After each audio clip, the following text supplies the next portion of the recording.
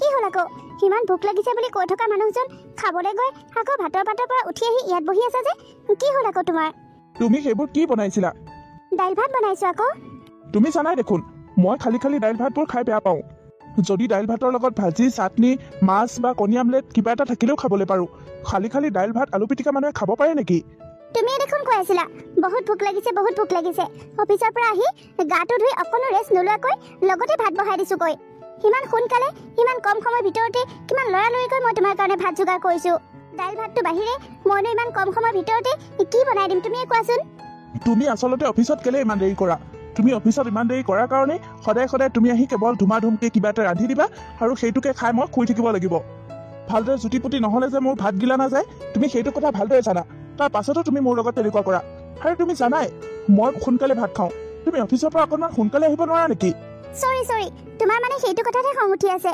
আজি মিটিং এখন আছিল সেইকাৰণে অকণমান দেৰি হৈ গ'ল সদায় সদায় তুমি তেনেকুৱা কৰা মই তোমাতকৈ সদায় 2 ঘণ্টা আগতে আহি পাওঁ আৰু ভোকত মই পেপা লাগি থাকিব লগা হয় তুমি জানাই মই সময়মতে ভাত খাওঁ সময়মতে যদি নাপাওঁ মই খোৱা বোৱা কৰিবই নোৱাৰোঁ তুমি সেইবোৰ কথা জানিও অফিচত কেলে ইমান দেৰি কৰি থাকা হালে ক'লোৱে দেখোন অফিচত মিটিং আছিল বুলি আৰু মইতো অফিচৰ পৰা আহি অকণ সময় ৰেষ্ট নলোৱাকৈ লগালগ কামতে লাগো তোমাৰ কাৰণেতো খোৱা বোৱাবোৰ যোগাৰেই কৰোঁ হ'ব দিয়া সদায় সদায় তোমাৰ এইবোৰ মিটিং চিটিঙৰ বাহানা মোৰ আগত দেখাই থাকিব নালাগে হয় মই বাহানা বনোৱা নাই সঁচাকৈ মিটিং আছিল তুমিতো অফিচৰ পৰা আহি অকণমান সময় ৰেষ্ট ল'বলৈ পোৱা মই যে তাকো নাপাওঁ তুমি সদায় সদায় অফিচৰ পৰা আহোঁতে দেৰি কৰিবা ধুমাধুমকৈ আহি কিবা এটা সাধাৰণভাৱে ৰান্ধি দিবা আৰু মই সদায় সদায় সেইবোৰকে খাই থাকিব লাগিব ক'তনো মই সদায় দেৰি কৰিলোঁ আজি অকণমান দেৰি হোৱাৰ কাৰণেহে সদায় দাইল ভাতখিনি ৰান্ধি দিছোঁ তাকে আজি খাই শুই যাব নোৱাৰানে এদিনৰহে কথা খোৱা বোৱাটো বাৰু বাদেই দিলোঁ তুমি ঘৰটো এবাৰ চাবাচোন গোটেই ঘৰটোৰ বস্তুবোৰ উল্টা পুল্টা হৈ পৰি থাকে একো এটা বস্তু জেগাত নাথাকে অফিচৰ পৰা আহি ঘৰটোত সোমালে কিবা জাহুকণিত সোমোৱা যেনহে লাগে ইমান লেতেৰা হৈ থাকে ঘৰটো তুমি অফিচৰ পৰা অকণমান সোনকালে আহি ঘৰৰ কাম বনখিনি কৰি ধুনীয়াকৈ ভাত পানীখিনি ৰান্ধিব নোৱাৰানে হ'ব দিয়া মই চেষ্টা কৰিম বাৰু সোনকালে আহিবলৈ এতিয়া ব'লা ভাতকেইটা খাই লোৱাগৈ নাখাওঁ মই সেইবোৰ সেনেও মই এতিয়া ভাত চাত নাখাওঁ আৰু ভোক লাগি ভোকেই নাইকিয়া হৈ গ'ল পেটত এতিয়া আৰু শুইহে থাকোগৈ তুমি নিজে খাই বৈ খুবাহি হে ভগৱান মোকনো কেনেকুৱা জীৱন এটা দিলা পইচা ইনকাম কৰিও আনি দিব লাগিব আৰু ঘৰৰ কামো কৰিব লাগিব সেইবোৰ বাৰু সকলো কৰিব পাৰিম কিন্তু যোনে বুজিব লাগে তেওঁৱে যদি বুজি নাপায় মইনো কাক কম দুখৰ কথা মোৰতো বৰকৈ বিষাইছে থাকক ময়ো ভাত চাত নাখাওঁ আৰু শুইহে থাকোগৈ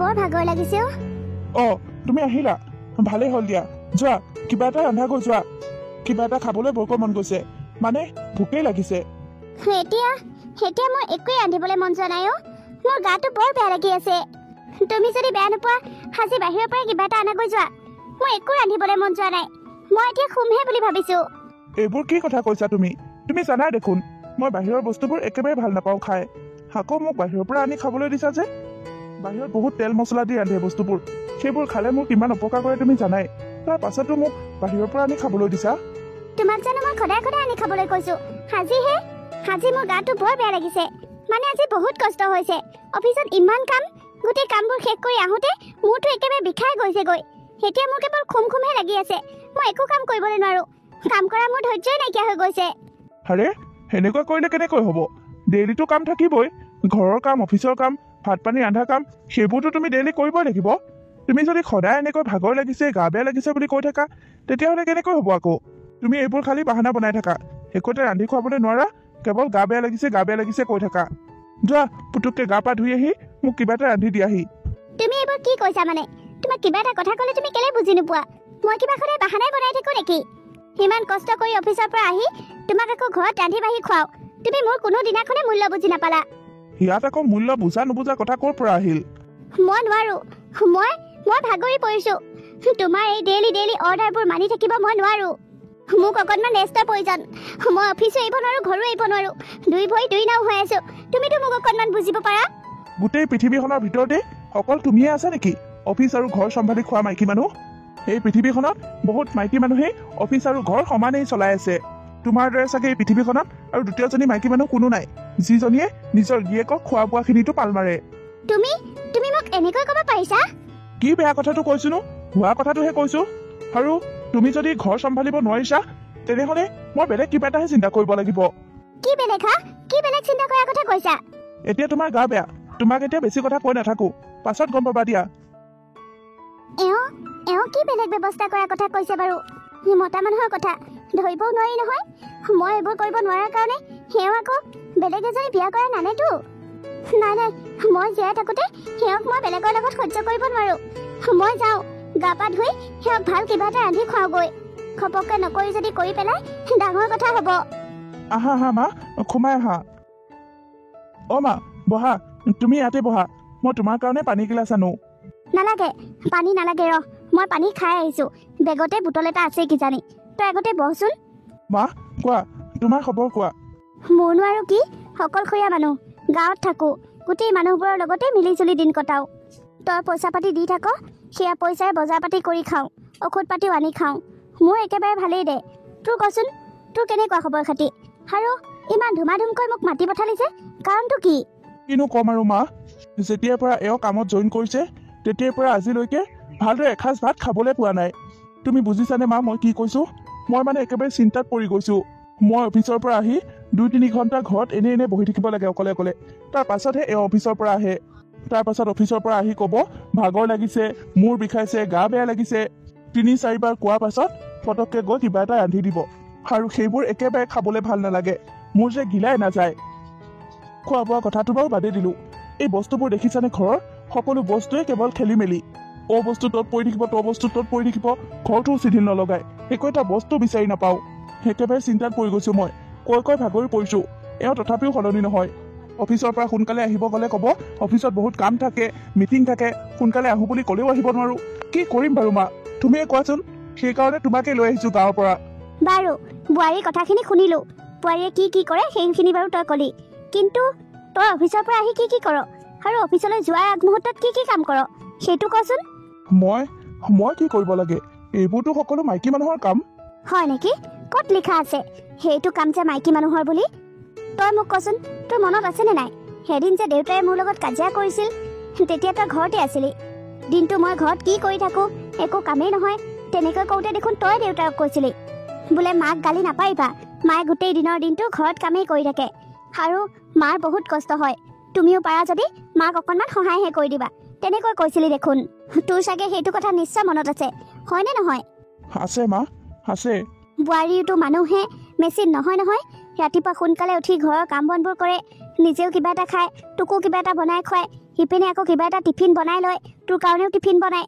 তাৰ পাছত অফিচলৈ যায়, অফিচত কাম কৰি আহি আকৌ ঘৰৰ কামত লাগে, খোৱা বোৱা বস্তু ৰান্ধে। বোৱাৰীৰ জানো ভাগৰ নালাগে? বোৱাৰী মানুহ নহয় জানো? বোৱাৰীক যে তই অকণমান সহায় কৰি দিব লাগে, এইটো কথা তোৰ মনলৈ নাহে? আচলতে মাইকী মানুহৰ জীৱনটোৱে তেনেকুৱা। ঘৰত যদি বহি থাকে তেনেহ'লে মানুহে ক'ব বাহিৰত গৈ কিবা এটা কাম বন কৰ, তেতিয়া টকা পইচা উপাৰ্জন হ'ব। আৰু যেতিয়া বাহিৰত গৈ টকা পইচা উপাৰ্জন কৰে তেতিয়া কয় কি ঘৰৰ কাম বনবোৰ নহয়, ঘৰৰ কাম বনবোৰ কৰিব লাগে। তই নিজেই অনুভৱ কৰচোন, বোৱাৰীয়ে ইমান কষ্ট কৰি আহে, তাৰ পাছত আকৌ তোৰ পৰা যদি অকণমান ভাল মাত নাপায়, তই যদি যি টি কথা কৈ দিয়, তেনেহ'লে তাই মনত কিমান দুখ পায় বাৰু? তোৰ দায়িত্ব হৈছে তোৰ ঘৈণীয়েক তই অকণমান সহায় কৰি দিব লাগে। সেই তই ঘৰত এনেহে বহি থাক, ঘৰখনৰ 2টা কাম কৰিলে তোৰ কি ক্ষতি হয়নো? তই বেছি একো কৰিব নালাগে। তই সোনকালে অফিচৰ পৰা আহ নহয়, ৰাতি ভাতকেইটা তই ৰান্ধিবি, আৰু যি কাম ওচৰে পাজৰে দেখ সকলোখিনি কৰিবি। আৰু তেতিয়া বোৱাৰীৰ মুখত কিমান ধুনীয়া এটা হাঁহি ওলাব, তই নিজেই চাবিচোন। সেই হাঁহিটো দেখি তইও শান্তি পাবি। বুজি পাইছনে? মই কি কৈছো বুজি পাইছনে নাই? পাইছো মা, পাইছো। আজিৰ পৰা তেতিয়াহ'লে তাকেই কৰিবি। এই ঘৰখন অকল তোৰ বা বোৱাৰী নহয় নহয়, তহঁত দুইটাৰে ঘৰ যেতিয়া, আৰু ঘৰখনৰ গোটেই কাম বনবোৰো তহঁত দুইটাৰে। ইটোৱে কৰিব লাগিব, সিটোৱে কৰিব লাগিব, তেতিয়াহে। হয় দিয়া মা, মই নিজেহে ভুল বুজি আছিলো। আজিৰ পৰা তেনেকৈ কৰিম। আজিৰ পৰা কৰিব নালাগে, মই যেতিয়া যামগৈ তেতিয়াৰ পৰা কৰিবি। এতিয়া মই আহিলো নহয়, মই খোৱা বোৱা সকলোখিনি চম্ভালি ল'ম। তই যেনেকৈ মোৰ ল'ৰা, ঠিক তেনেকৈ বোৱাৰীও মোৰ ছোৱালী। দুইটাই অফিচলৈ যাওঁ, টকা পইচা ইনকাম কৰি আন। তহঁত দুইটাক ভাত পানীকেইটা ৰান্ধি দিলে মই মৰি নাযাওঁ নহয়। মা আপুনি কিমান সময়ত পালেহি?